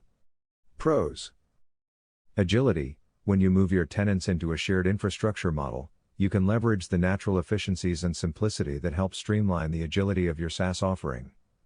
At its core, the pool model is all about enabling SaaS providers to manage, scale, and operate all of their tenants with one unified experience. Centralizing and standardizing the experience is foundational to enabling SaaS providers to more easily manage and apply changes to all tenants without having to perform one-off tasks on a tenant-by-tenant basis. This operational efficiency is key to the overall agility footprint of your SaaS environment. Cost efficiency. Many companies are drawn to SaaS for its cost efficiency. A big part of this cost efficiency is commonly associated with the pool model of isolation. In a pooled environment, your system will scale based on the actual load and activity of all of your tenants. If all the tenants are offline, your infrastructure costs should be minimal. The key concept here is that pooled environments can adjust to tenant load dynamically and enable you to better align tenant activity with resource consumption. Simplified management and operations. The pool model of isolation gives you one view into all the tenants in a system. You can manage, update, and deploy all of your tenants through a single experience that touches all your tenants in the system. This makes most aspects of the management and operations footprint simpler. Innovation. The agility that is enabled by the pooled isolation model also tends to be core to enabling SaaS providers to innovate at a faster pace. The more you move away from distributed management and the complexity of the silo model, the more you're free to focus on the features and functions of your product. Cons. Noisy neighbor. The more resources are shared, the more chances there are for one tenant to impact the experience of another. For example, any activity from one tenant that puts a heavy load on the system has the potential to impact other tenants. A good multi-tenant architecture and design will try to limit these impacts, but there's always some chance of a noisy neighbor condition impacting one or more of your tenants in a pooled isolation model. Tenant cost tracking. In a silo model, it's much easier to attribute consumption of a resource to a specific tenant. However, in a pooled model, the attribution of resources consumption becomes more challenging. Each SaaS provider should look for ways to instrument their systems and surface the granular data needed to effectively associate consumption with individual tenants. Reduced scope of impact. Sharing all resources shared also introduces some operational risk. In the silo model, when one tenant has a failure, the impact of that failure could likely be limited to that one tenant. However, in a pooled environment, an outage will likely impact all the tenants in your system, which can have a significant impact on your business. This usually requires an even deeper commitment to building a resilient environment that can identify, surface, and gracefully recover from failures. Compliance pushback. While there are measures you can take to isolate your tenants in a pool model, the notion of sharing infrastructure can create situations where you may be unwilling to run in this model. This is especially true in environments with compliance or regulatory rules where a domain impose strict constraints on the accessibility and isolation of resources. Even in these cases, though, this might mean some portion of the system will need to be siloed. The bridge model. While the silo and pool models have very distinct approaches to isolation, the isolation landscape for many SaaS providers is less absolute. As you look at real application problems and you decompose your systems into smaller services, you will often discover that your solution will require a mix of the silo and pool models. This mixed model is what we would refer to as the bridge model of isolation. The diagram in Figure 18 provides an example of how the bridge model might be realized in a SaaS solution. This diagram highlights how the bridge model enables you to combine the silo and pool models. Here we have a monolithic architecture with classic web and application tiers. The web tier, for this solution, is deployed in a pool model that is shared by all tenants. While the web tier is shared, The underlying business logic and storage of our application are actually deployed in a silo model where each tenant has its own application tier and storage. If the monolith was broken into microservices, each of the various microservices in your system could leverage combinations of the silo and pool models. More detail on this approach will follow in the description of specifics of applying silo and pool models with different AWS constructs. The key takeaway here is that your view of the silo and pool models will be much more granular for environments that are decomposed into a collection of services that have varying isolation requirements. Tier-based isolation. While most of our discussion of isolation focuses on the mechanics of preventing cross-tenant access, there are also scenarios where the tiering of your offering might influence your isolation strategy. In this case, it's less about how you're isolating tenants and more about how you might package and offer different flavors of isolation to different tenants with different profiles. Still, this is another consideration that could determine which models of isolation you'll need to support to address the full spectrum of customers you want to engage. The diagram in Figure 19 provides an example of how isolation might vary across tiers. The below example uses a mix of silo and pool isolation models that have been offered up as tiers to the tenants. Tenants in the silver tier are running in the pooled environment. While these tenants are running in a shared infrastructure model, they still fully expect that their resources will be protected from any cross-tenant access. The tenant on the right has required that a completely dedicated, silo, environment be offered. To support this, the SaaS provider has created a premium tier model that enables tenants to run in this dedicated model, likely at a substantially higher price point. While SaaS providers generally try to limit offering a silo model to their customers, many SaaS businesses have this notion of a private pricing where these tenants offer to pay a premium to be deployed in this model. In fact, SaaS companies will not publish this as an option or identify it as a tier to limit the number of customers that chose this option. If too many of your tenants fall into this model, you'll begin to fall back to a fully siloed model and inherit many of the challenges that are outlined previously. To limit the impact of these one-off environments, SaaS providers will often require these premium customers to run the same version of the product that is deployed to the pooled environment. This enables the ISV to continue to manage and operate both environments through a single pane of glass. Essentially, the silo environment becomes a clone of the pooled environment that happens to be supporting one tenant. Targeted isolation. It's important to note that the isolation choices in your system can be quite granular. Each microservice of your system and each resource those services touch has the option of being configured with a different model of isolation.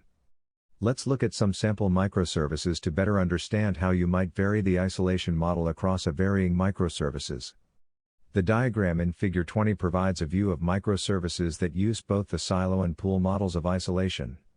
In this diagram, you'll see a system that has implemented three different microservices: product, order, and account. The deployment and storage models of each of these microservices highlights how isolation, for security or noisy neighbor, could land in a SaaS environment. Let's review the isolation model for each of these services. The product microservice at the top right was deployed in a complete pooled model where both the compute and the storage are shared for all tenants. The table here reflects that tenants all land here as separate items that are indexed in the same table. The assumption is that the data will be isolated with policies that can restrict access to tenant items in this table. The order microservice is only for tenants 1 through 3 and also implemented in a pooled model. The only difference here is that it's supporting a subset of tenants. Essentially, any tenant that doesn't get a dedicated, silo, deployment of the order microservice would be running in this pooled deployment. Think of it as tenants 1n with the exception of the few that get pulled out as silo microservices. For the purposes of this discussion, let's focus on the siloed services, which are represented by the dedicated order microservices, top right, and the account microservice, bottom. You'll notice that we've deployed standalone instances of the order microservice for tenants 4 and 5. The idea here is that these tenants had some requirements for the order processing, compliance, noisy neighbor, etc. that required this service to be deployed in a silo model. Here the compute and storage are both dedicated entirely to each of these tenants. Finally, at the bottom is the account microservice, which represents a silo model but only at the storage level. The compute of the microservice is shared by all tenants, but each tenant has a dedicated database that holds its account data. In this scenario, the isolation concern is focused exclusively on separating the data. The compute is still enabled to be shared. This model shows how the silo discussion becomes much more granular. Security, noisy neighbor, and a variety of factors will determine how and when you might adopt a silo isolation model for your services. The key takeaway here is that the silo model is not an all-or-nothing decision. You can think about applying the silo model to specific components of your application and only absorb this model's challenges where it's actually needed, such as when a potential customer demands its use. In this case, a more detailed discussion with the customer, you find out that there are only a few specific areas of storage and processing that are of concern. Doing so will enable you to get the efficiencies of the pool model for those parts of the system that do not require silo isolation and also give you the flexibility to offer a tiered structure to support a mix of both silo and pool models for individual services. Data protection. There are no security practices unique to SaaS applications. Incident response. There are no security practices unique to SaaS applications. Reliability pillar. The reliability pillar includes the ability of a system to recover from infrastructure or service disruptions, dynamically acquire computing resources to meet demand, and mitigate disruptions such as misconfigurations or transient network issues. Design principles in the cloud. There are a number of principles that can help you increase reliability. Definition. There are 3 best practice areas for reliability in the cloud. Foundations. Change management. Failure management. To achieve reliability, a system must have a well-planned foundation and monitoring in place, with mechanisms for handling changes in demand or requirements. The system should be designed to detect failure and automatically heal itself. Best practices. Foundations. SaaS Rel 1. How do you limit an individual tenant's ability to impose load that might impact availability for other tenants of your system? The workloads of tenants in a multi-tenant environment can be continually shifting. Tenants may impose different types of load on the system. New tenants with new workload profiles might also be continually added to the system. These factors can make it very challenging for SaaS companies to create an architecture that is resilient enough to react and respond to these evolving needs. These variations in load can have an adverse impact on a tenant's experience. Imagine a scenario where a single tenant ends up placing an extreme load on some aspect of your system. This can be especially pronounced if they can interact with your system via an API. In this case, the load of this tenant could end up consuming a disproportionate level of the system's resources, which, in turn, could end up impacting the reliability of the overall system or another tenant's experience. This ability for one tenant to impact another can get more complicated for systems that have a tiered offering. For example, a system might have basic, advanced, and premium tiers. If each of these tiers are allowed to impose any level of load on the system, we might find that the basic tier is impacting the reliability of a premium tier tenant. In a multi-tenant environment, you need to be especially proactive in your efforts to identify workloads and patterns of consumption that could impact the reliability of your system. Reliability issues in a multi-tenant environment can easily cascade through your system and, potentially, impact the experience of all of your customers. To address these workload issues, your system must introduce mechanisms that can detect and resolve workload issues before they can impact the reliability of your application. The architecture of your application and your application stack will influence the strategies you apply to prevent tenants from impacting the reliability of your system and the experience of other tenants. One common approach is to use throttling to prevent tenants from consuming excess resources. The diagram in Figure 21 provides an example of doing this using Amazon API Gateway. In this example, you'll see that we have leveraged usage plans with API Gateway to define separate usage experiences for each tenant of the system. This approach uses separate API keys for the basic and advanced tiers of the system, and these keys are connected to usage plans that have different SLAs. This approach enables 2 different levels of control. First, it can ensure that all tenants are prevented from saturating our system with requests through the configuration of the usage plans. The other benefit is that we can use these usage plan configurations to prevent lower tier tenants from impacting the experience of higher tier tenants. While this model relies on API Gateway to implement a throttling policy, this core concept can be applied to other infrastructure constructs. The fundamental goal of this approach is to have some ability to monitor and manage access at the entry point to your application, detecting and throttling any tenant that may impose load that could impact the overall reliability of your environment. SaaS Rel 2. How do you proactively detect and maintain tenant health? Reliability in a SaaS environment is often very much influenced by a provider's ability to proactively identify and remediate issues before they impact a tenant. Building a proactive view of health in a multi-tenant environment requires you to surface additional reliability data that provides more detailed, tenant-aware insights into the health trends of your tenant workloads. These tenant-aware insights are used to identify tenant-specific trends, activities, or insights that can effectively capture condition that could impact the reliability for that tenant or the entire system. Having this data and surfacing it proactively allows you to build alarms, policies, and automation that can attempt to heal the system without incurring an outage. To make this possible, you'll need to introduce code into your application that will publish health insights with tenant context. This starts by identifying the workflows and events in your architecture that represent useful health data. This could be consumption data, scaling insights, latency metrics, and so on. Each of these insights would be published via log file or to a data warehouse that would aggregate the data. Once you have this health data aggregated in a repository, you can then introduce tooling that can surface alarms or trigger policies based on an analysis of the aggregated health data.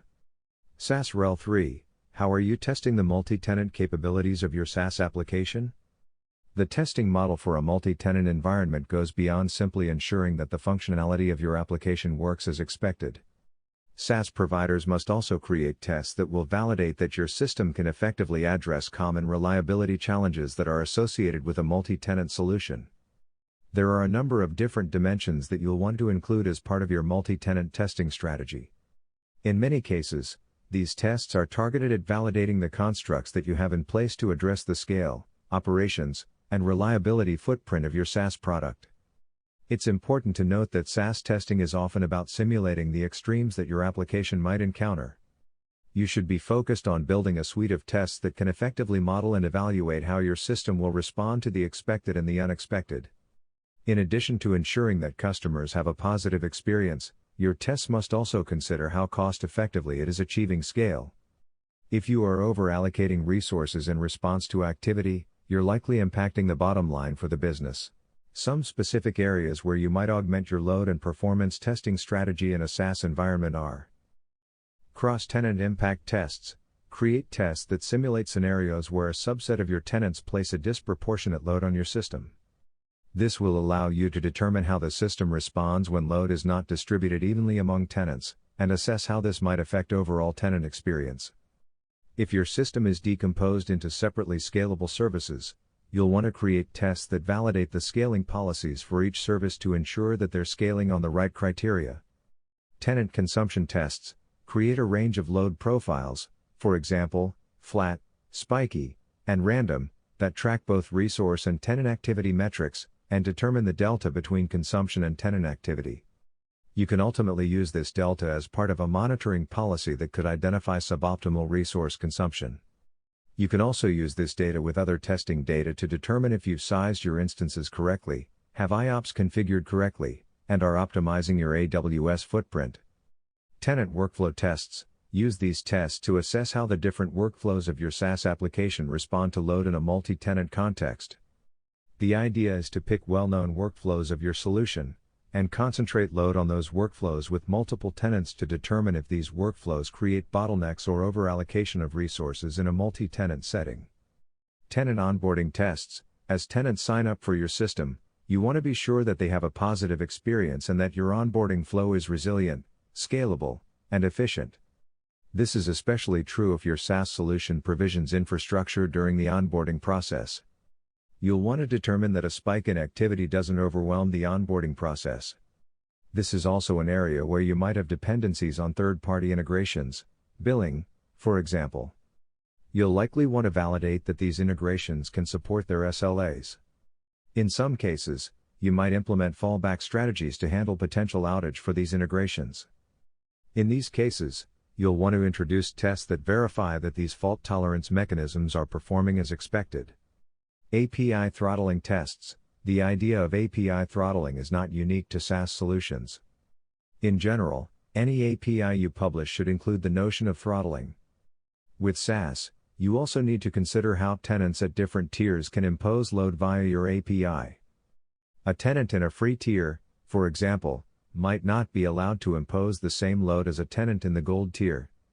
This enables you to verify that the throttling policies associated with each tier are being successfully applied and enforced. Data distribution tests. In most cases, SaaS tenant data will not be uniformly distributed. These variations in a tenant's data profile can create an imbalance in your overall data footprint, and might affect both the performance and cost of your solution. To offset this dynamic, SaaS teams will typically introduce sharding policies that account for and manage these variations. Sharding policies are essential to the performance and cost profile of your solution, and, as such, they represent a prime candidate for testing. Data distribution tests allow you to verify that the sharding policies you've adopted will successfully distribute the different patterns of tenant data that your system may encounter. Having these tests in place early might help you avoid the high cost of migrating to a new partitioning model after you've already stored significant amounts of customer data. Tenant isolation testing. SaaS customers expect that every measure will be taken to ensure that their environments are secured and inaccessible by other tenants. To support this requirement, SaaS providers build in a number of policies and mechanisms to secure each tenant's data and infrastructure. Introducing tests that continually validate the enforcement of these policies is essential to any SaaS provider. As you can see, this test list is focused on ensuring that your SaaS solution will be able to handle load in a multi-tenant context.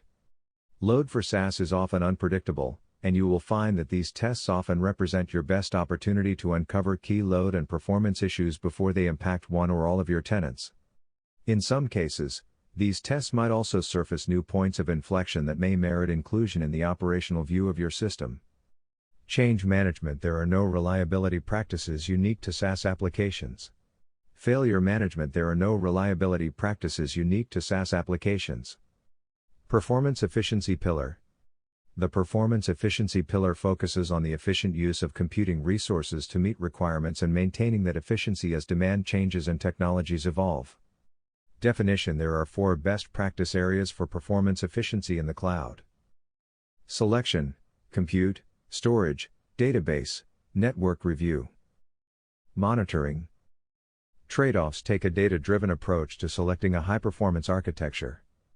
Gather data on all aspects of the architecture, from the high-level design to the selection and configuration of resource types. By reviewing your choices on a cyclical basis, you will ensure that you are taking advantage of the continually evolving AWS cloud. Monitoring will ensure that you are aware of any deviance from expected performance and can take action on it. Finally, your architecture can make trade-offs to improve performance, such as using compression or caching, or relaxing consistency requirements. Best practices selection. SaaS Perf 1. How do you prevent one tenant from adversely impacting the experience of another tenant? In a multi-tenant environment, tenants might have profiles and use cases that impose significantly different loads on your system. New tenants with new workload profiles might also be continually added to the system. These factors can make it very challenging for SaaS companies to build an architecture that can meet the rapidly evolving performance requirements each of these tenants. Handling and managing these variations in tenant load is key to the performance profile of a SaaS environment. A SaaS architecture must be able to successfully detect these tenant consumption trends and apply strategies that can scale effectively to meet tenant demands or restrict the activity of individual tenants. There are a variety of strategies that can be used to manage these scenarios where a tenant might be placing a disproportionate load on your system.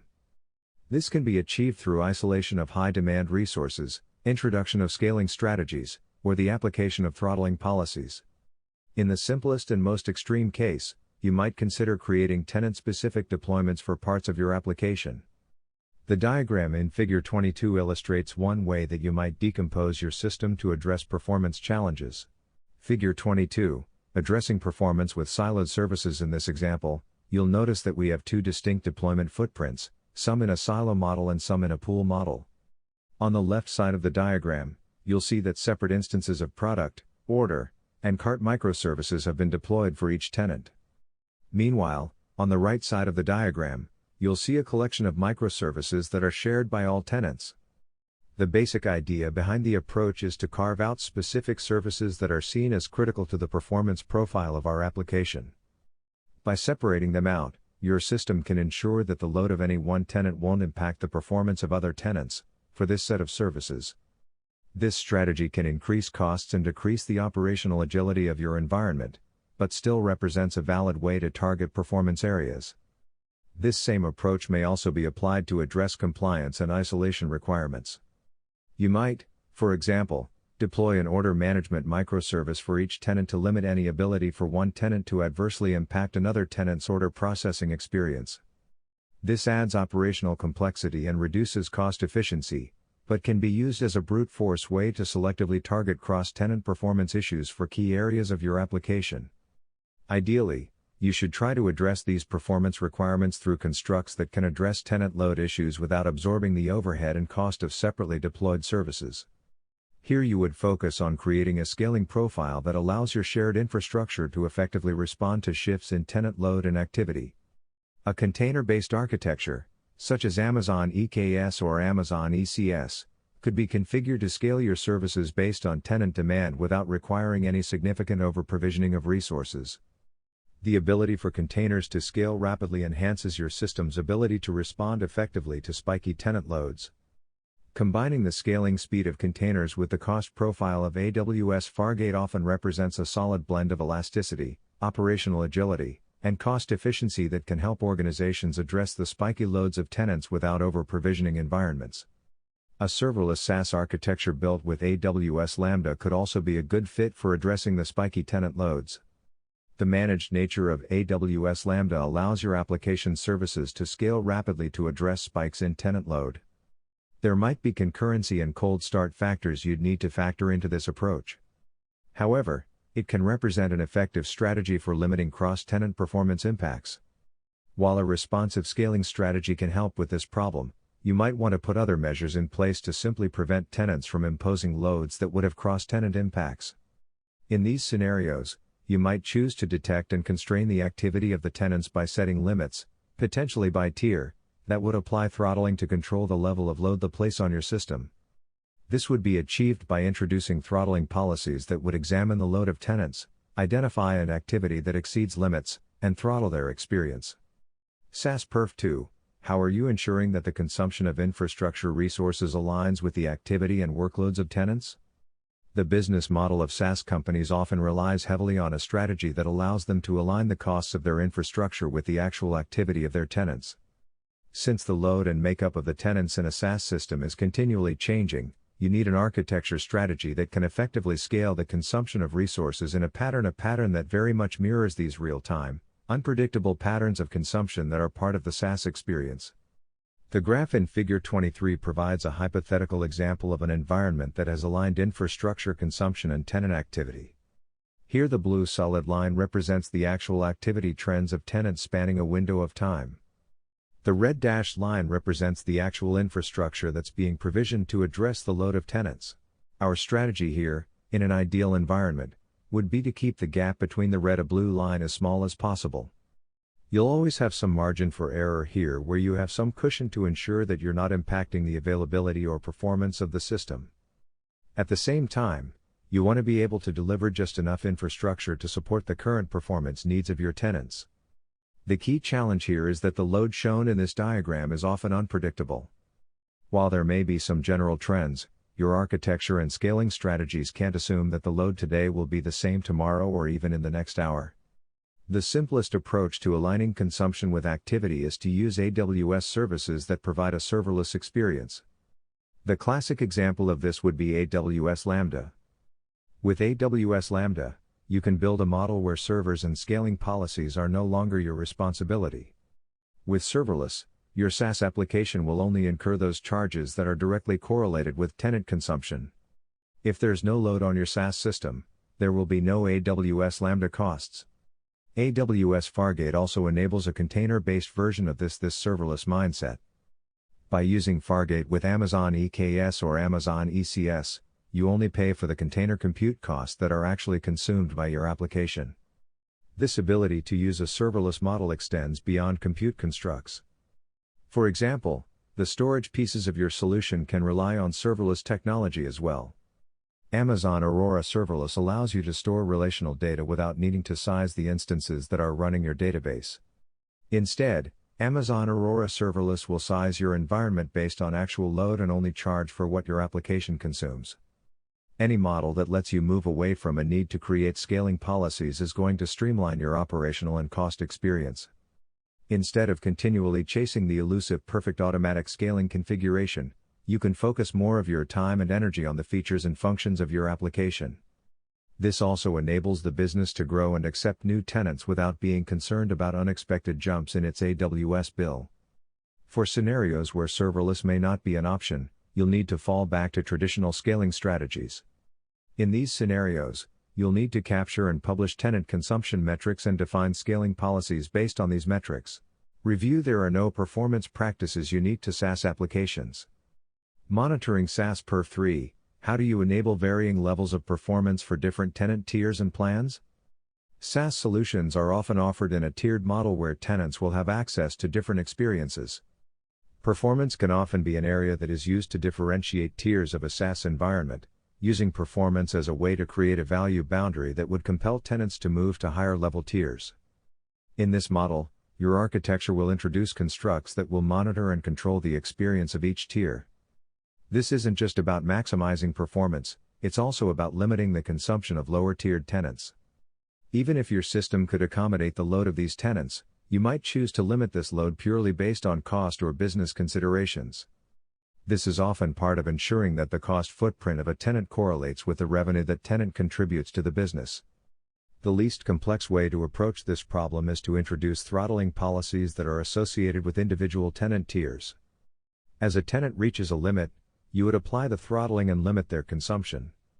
There are also scenarios where you can use specific AWS configurations to configure the consumption profile of a tenant tiers. For example, in AWS Lambda, you can use reserve concurrency to limit the consumption of a given tenant tier. The diagram in Figure 24 provides an example of how this could be realized. Figure 24, controlling tenant performance with reserve concurrency. In this example, we've created 3 separate tenant tiers and deployed 3 separate collections of our SaaS applications microservices for each of these tiers. These collections are also configured with separate reserve concurrency settings, which are used to determine how many concurrent function invocations can be running for that group of functions. The basic tier has a reserve concurrency of 100 and the advanced tier has 300. The idea here is that the consumption of my lower end tiers will be capped, leaving all the remaining concurrency for the premium tier. This approach aligns nicely with our goal of offering the best experience our preferred tiers while also limiting a lower tier's ability to consume excess resources and impact the performance of our higher tier tenants. Containers also have unique strategies for addressing tiering for performance. Within Amazon EKS, for example, you can configure separate resource quotas and limit ranges to control the amount of resources that are available in a namespace. While these constraints are helpful in configuring a tenant's performance experience, some SaaS applications will actually address performance through application design and decomposition strategies. This might be achieved by deploying siloed microservices for higher tier tenants, eliminating any noisy neighbor considerations for these specific services. In fact, you might find that the decomposition of your system into microservices might be directly influenced by the tiering and performance profile you are targeting. In some cases, your SaaS application might also introduce architectural constructs that optimize the experience of higher tier tenants.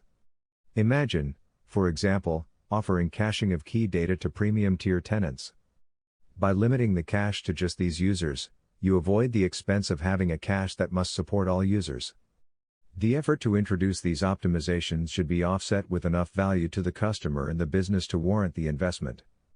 Trade-offs: there are no performance practices unique to SaaS applications. Cost optimization pillar. The cost optimization pillar includes the continual process of refinement and improvement of a system over its entire life cycle. From the initial design of your very first proof of concept to the ongoing operation of production workloads, adopting the practices in this paper will enable you to build and operate cost-aware systems that achieve business outcomes and minimize costs, thus allowing your business to maximize its return on investment. Definition: there are 4 best practice areas for cost optimization in the cloud. Cost-effective resources. Matching supply and demand. Expenditure awareness. Optimizing over time. As with the other pillars, there are trade-offs to consider. For example, do you want to optimize for speed to market or for cost?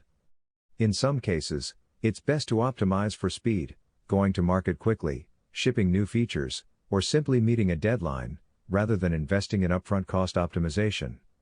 Design decisions are sometimes guided by haste as opposed to empirical data, as the temptation always exists to overcompensate just in case rather than spend time benchmarking for the most cost-optimal deployment. This often leads to drastically over-provisioned and under-optimized deployments. The following sections provide techniques and strategic guidance for the initial and ongoing cost optimization of your deployment. Best practices. Cost-effective resources. There are no cost practices unique to SaaS applications. Matching supply and demand. There are no cost practices unique to SaaS applications. Expenditure awareness. SaaS cost 1. How do you measure the resource consumption of individual tenants? Measuring and attributing costs in a multi-tenant environment begins with having a solid strategy for attributing consumption to tenants. This will require teams to design and develop a consumption mapping model that represents a clear view of how tenants are consuming the resources of your system. The ultimate goal is to arrive at a collection of insights that will allow you to allocate a percentage of consumption to each tenant of your system. Assembling this view of consumption can be particularly challenging in a multi-tenant environment where tenants might be sharing some or all of the system's resources.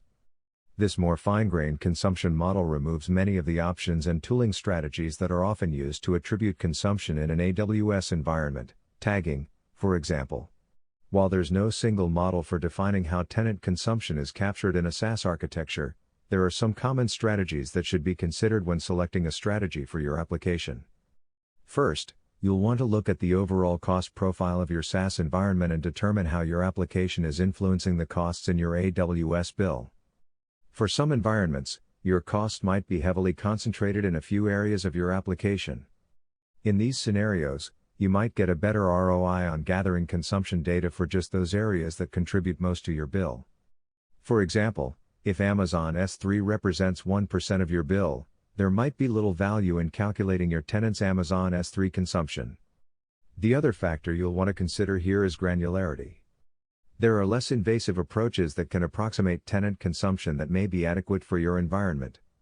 This really comes down to striking a balance between the level of consumption detail you're after and the complexity of instrumenting and capturing the data that's needed to attribute consumption. Let's start by looking at the simplest model for approximating tenant consumption. The diagram in Figure 25 provides a conceptual view of one way you could capture tenant activity in a minimally invasive model. The basic approach here is to inspect each call that is made to the API using as AWS Lambda authorizer. The authorizer would extract the tenant context from the incoming JWT and publish an event that records this activity for the tenant. An alternate approach to this would be to use AWS X-Ray to capture this data, instead of the Amazon API gateway. There's also a placeholder on the diagram for aggregating and calculating tenant consumption. The strategy and tools you choose to fill in this gap will depend on the nature of the data, its life cycle, and how it fits into your broader SaaS metrics and analytics story. You may choose to include this data as part of the general metrics footprint of your SaaS environment, pulling out the insights that are essential to allocating consumption to tenants. This particular approach relies on tracking frequency of calls for each tenant as a way to infer the level of consumption for each tenant. While the number of calls to a service might not precisely correlate to consumption, for some environments this may represent a reasonable compromise. A more granular view of consumption can be created by introducing more specialized instrumentation into the details of your application. The diagram in Figure 26 provides a view of how you might introduce metrics instrumentation into the microservices of your SaaS application. In this example, we've introduced metrics instrumentation into each microservice of our application. These microservices will capture more detailed data about how tenants are consuming this service and its related resources. This detailed data is published as an event and aggregated. Here we've shown Amazon CloudWatch, AWS Lambda, Amazon Kinesis Data Firehose, and Amazon S3 being used to publish and ingest the data. This data would then be analyzed and, based on your own modeling, arrive at a distribution of consumption across tenants. Attributing tenant consumption gets more challenging as you look beyond the microservices of your application. You might have to develop specific, targeted strategies on a service-by-service basis. Storage services, for example, might require a separate service that can profile storage consumption. This might require looking at IOPS, data footprint, and other factors to analyze consumption for tenants. SaaS Cost 2. How are you correlating tenant consumption with the costs of your infrastructure? The dynamic nature of SaaS environments can make it challenging to understand how the cost profile of your system's infrastructure might be changing. The shifting needs and mix of tenants in your system will likely lead to significant fluctuations in the cost of operating your SaaS environment. At the same time, a SaaS business needs to have a clear picture of how tenants are influencing costs to make strategic decisions about how to build, sell, and operate their SaaS application. To understand the business value of having better insights into how tenants are influencing costs for the business, let's look at one example of how cost data could be applied in a SaaS environment. The graph in Figure 27 provides an example of a scenario where the costs of a SaaS environment were correlated with revenue from those tenants and the size of the e-commerce catalog being managed by these tenants. This graph illustrates the distribution of costs across the tiers of a SaaS offering. Here you'll see a large difference between the infrastructure costs of basic and advanced tier tenants. The key observation is that the basic tier, which generates the smallest revenue, is responsible for the largest portion of the system's infrastructure costs. Meanwhile, the advanced tier, which generates the most revenue, has a much smaller cost footprint. This imbalance likely means there's something wrong with our model. This is just one example of how having access to costs broken down by tenants and tiers is essential to SaaS providers. Access to this cost per tenant data allows a SaaS organization to assess a wide range of architectural considerations that can be influencing the cost profile of your environment. It can also help guide pricing and tiering strategies. There are two fundamental aspects associated with assembling this cost per tenant data. First, you'll need some way to attribute and calculate tenant consumption to arrive at a percentage of consumption for each tenant. See above for details on how this consumption data is collected. After you have the consumption data, you'll need to correlate this data with cost information from your AWS bill to arrive at a cost per tenant calculation. There are a number of options available for accessing the collection billing data. AWS provides APIs that can be used to ingest and aggregate this billing data, or you can explore a range of API and partner solutions to ingest this data and access the costs through these solutions. The shortest path here is often to engage with an API and partner to deal with the nuances of ingesting and summarizing AWS cost. The high-level view of this experience is captured in Figure 28. You'll see that we have two distinct sets of data that we need to collect. One process will aggregate and ingest the data from your AWS bill, summarizing the costs in a manner that aligns with the granularity of costs that are relevant to your cost per tenant model.